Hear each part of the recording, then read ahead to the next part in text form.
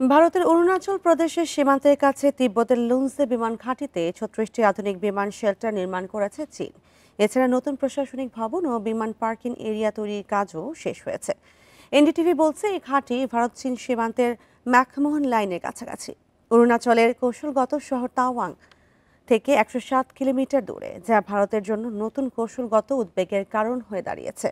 ভারতের সাবেক বিমান বাহিনী প্রধান air chief marshal BS Dhanoa এনডিটিভিকে জানিয়েছেন, ভারতের চীনের বিমান শেল্টার নির্মাণের অর্থ ভবিষ্যতে এখান থেকে সরাসরি যুদ্ধবিমান ও ড্রোন চালানোর প্রস্তুতি নিচ্ছে বেইজিং, যা তাদের যুদ্ধ প্রস্তুতির স্পষ্ট ইঙ্গিত। এই এলাকায় গোলা বারুদ ও জ্বালানি ভূগর্ভস্থ টানেলে সংরক্ষিত করে রাখা হয়েছে বলেও ধারণা তার।